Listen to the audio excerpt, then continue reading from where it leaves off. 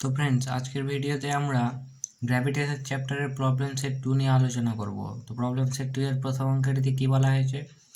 এক দাগের অঙ্ক, সূর্য থেকে পৃথিবীর দূরত্ব 1.5 × 10⁸ কিমি।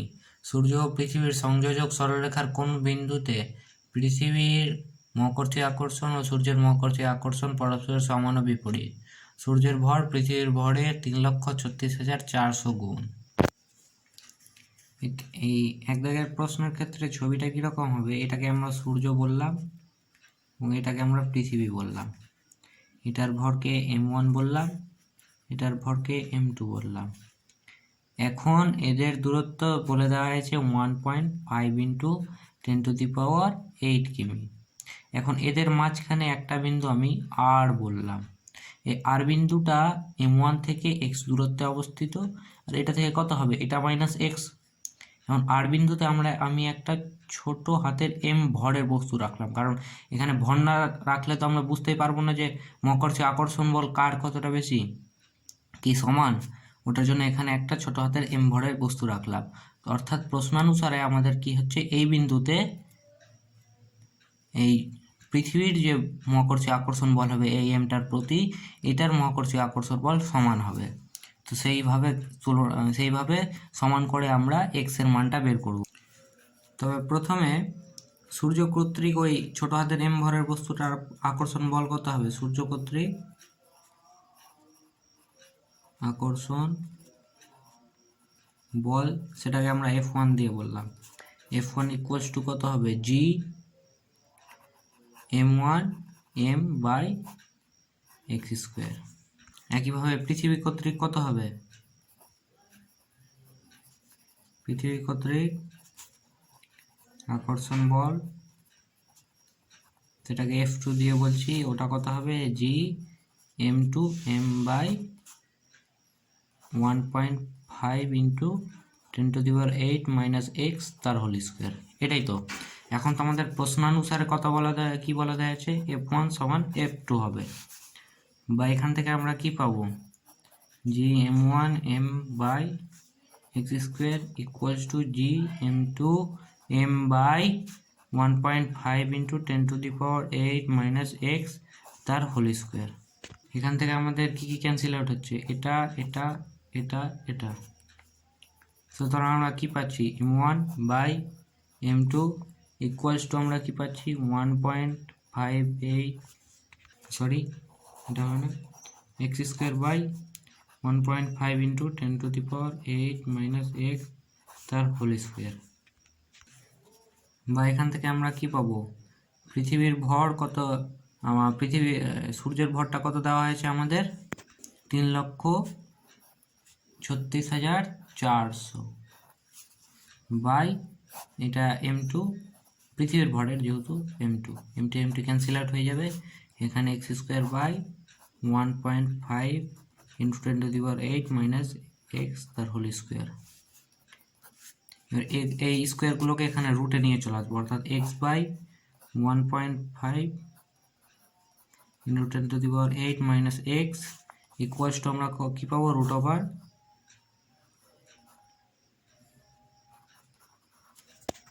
বা এটা থেকে আমরা কি পাবো?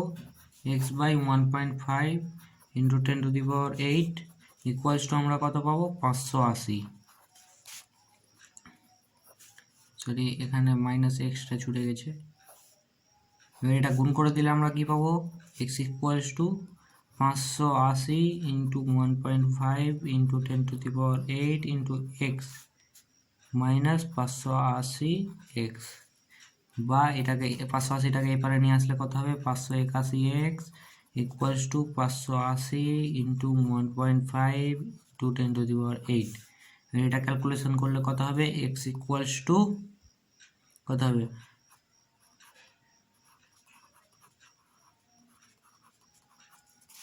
এত কিমি হবে। এটা তোমাদের ক্যালকুলেটরের সাহায্যে ক্যালকুলেশন করতে হবে। অতএব সূর্য থেকে এত দূরত্বে অবস্থিত, কিন্তু তোমাদের অ্যান্সারে পৃথিবী থেকে দূরত্ব দেওয়া হয়েছে, তো আমরা পৃথিবী থেকে সেইভাবে বের করে নেব। পৃথিবী থেকে = কত হবে? 1.5 × 10⁸ -149741824.4 এত কিমি হবে। এটা কি করলে কত হবে 25800 প্রায় কিমি। তো এই ছিল তোমাদের এই অঙ্কটি। 2 দাগের অঙ্কে কি বলা হয়েছে, পৃথিবীকে আর ব্যাসার্ধের একটি সুষম গোলক হিসাবে ধরে নাও। ভূপৃষ্ঠ থেকে যে কোনো উচ্চতা এইচে অভিকর্ষজ ত্বরণ G1 এবং ভূগর্ভে একই গভীরতায় অভিকর্ষজ ত্বরণ G2 হলে দেখা হয়েছে G2 is equal to G1 into 1 minus h/r into 1 plus h/r। আমাদের এই অঙ্কটির ক্ষেত্রে কি দেওয়া হয়েছে,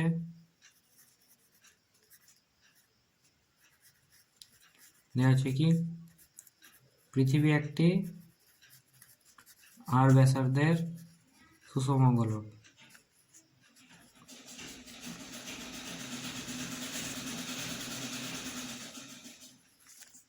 এখন যদি আমরা পৃথিবীর ভূপৃষ্ঠে অভিকর্ষজ ত্বরণকে জি বলি, ভূপৃষ্ঠে অভিকর্ষজ ত্বরণ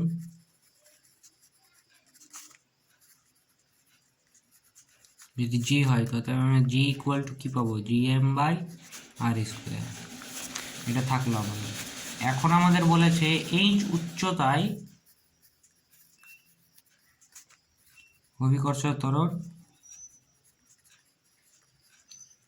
ইকুয়ালস টু কত দিয়েছে আমাদের G1, আর এই G1 ইকুয়ালস টু আমরা কত পাবো Gm/r+h তার হোল স্কয়ার, এটাই তো পাবো। একইভাবে এইচ গভীরতায় অভিকর্ষজ ত্বরণ কত পাবো আমরা, equal to G2 equals to কত Gm/r-h তার হোল স্কয়ার। এখন G2/G1 করছি আমরা, G2/G1 করলে আমরা কি পাবো Gm/r+h তার হোল স্কয়ার বাই Gm/r-h তার হোল স্কয়ার। এটা ইকুয়ালস আমরা কত পাবো, এটা তোমরা জিএম কেটে দিতে পারো, কিন্তু আমি না কেটে সেটাকে অন্য ফর্মে নিয়ে যাব। দেখো এটা ইকুয়ালস আমরা কত পাবো 4/3 পাই আর রো, এখানে এম কিউ এখানে আর কিউব হবে, আর রোটা আমরা ঘনত্ব ধরে নিলাম ইন্টু জি ইন্টু কত পাবো আমরা এখানে বাই দিয়ে কত আছে r+h তার হোল স্কয়ার। এখান থেকে আমরা আরটাকে কমন নিয়ে নিলাম, আর কমন নিলে কি থাকবে, এটা আর কমন নিলে এটা r স্কয়ার হিসাবে বেরিয়ে যাবে, কি থাকবে 1 মাইনাস h/r তার হোল স্কয়ার। এখন এই আর স্কয়ার এই আর কিউবের সঙ্গে ক্যান্সেল আউট হয়ে যাবে। এবার নিচেরটা আমরা দেখি, নিচেরটা কি পাবো 4/3 পাই আর কিউব রো ইন্টু জি। এটা একইভাবে বাই আমরা কি পাবো আর স্কয়ার কমন নিয়ে নিচ্ছি এখান থেকে 1 মাইনাস h/r তার হোল স্কয়ার পাবো, সরি এখানে প্লাস হবে। এটা ইকুয়াল টু কত পাবো, এখান থেকে কি কি ক্যান্সেল আউট হচ্ছে, এটা cancel out, 4/3 pi 4/3 pi cancel out, rho cancel out, G cancel out, R cancel out. অতএব আমরা G2/G1 সমান কি পাচ্ছি, G2/G1 সমান পাচ্ছি 1 মাইনাস h/r তার হোল স্কয়ার।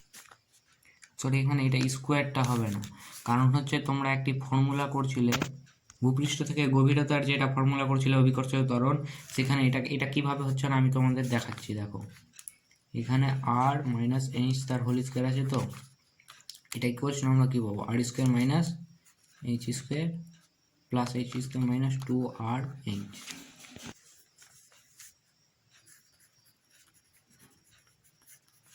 অতএব আমাদের এখান থেকে G2 এর মান কি দাঁড়াবে, G2 equals to G1 into 1 minus h/r into 1 plus h/r তার স্কোয়ার। এটাই আমাদের প্রমাণ করতে বলেছি, যেটি আমাদের প্রুভড হয়ে গেল। পরে 3 দাগের অঙ্কে কি বলেছে, একটি 30 ডিগ্রি অক্ষাংশে সমুদ্র সমতলে অবস্থিত পৃথিবীর আহ্নিক গতির জন্য মেরু অঞ্চলের সঙ্গে ওই স্থানের অভিকর্ষজ ত্বরণের মানের পার্থক্য কত দেওয়া হয়েছে। পৃথিবীর ব্যাসার্ধ 6400 ডিগ্রি। আমরা আহ্নিক গতির ক্ষেত্রে, এই অঙ্কটির ক্ষেত্রে আহ্নিক গতির ক্ষেত্রে আমরা ফর্মুলা জানি অভিকর্ষজ ত্বরণের। আহ্নিক গতির প্রভাবে পৃথিবী পৃষ্ঠে অভিকর্ষজ ত্বরণ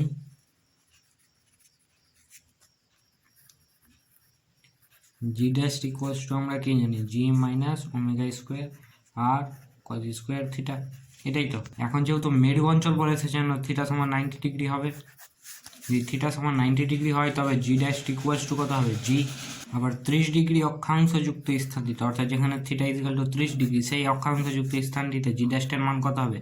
জি ড্যাশ ইকুয়ালস টু হবে জি মাইনাস ওমেগা স্কোয়ার আর ইন্টু কস স্কোয়ার 30 ডিগ্রি, বা জি মাইনাস ওমেগা স্কোয়ার আর ইন্টু √3/2 তার whole square equals to g minus omega square R into 3/4।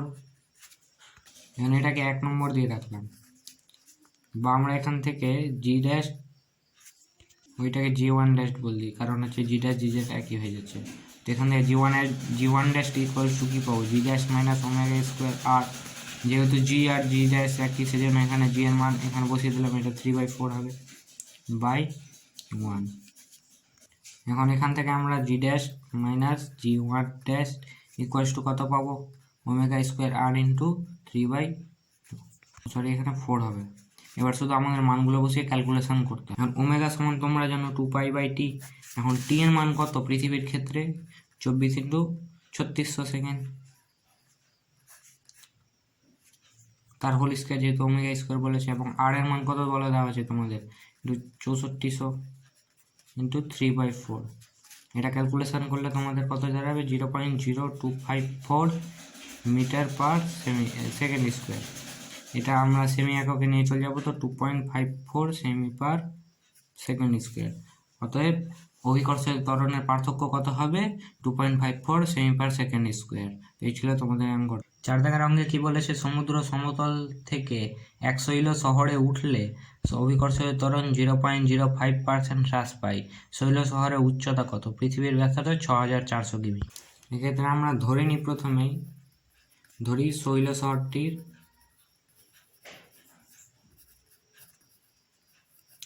উচ্চতা 8, যেখানে 8 লেস দেন ইকুয়ালস টু আর অর্থাৎ পৃথিবীর ব্যাসার্ধ। এবং আমরা সমুদ্র সমতল এবং শৈল শহরের মধ্যে অভিকর্ষের ত্বরণটা দেখে নিই। সমুদ্র সমতল ও শৈল শহরের অভিকর্ষীয় ত্বরণ জি1 আর জি2 যদি হয়, তবে এদের মধ্যে পার্থক্য কত হবে? কত শতাংশ অভিকর্ষীয় ত্বরণ পার্থক্য থাকবে? অতএব শতকরা অভিকর্ষীয় ত্বরণের পার্থক্য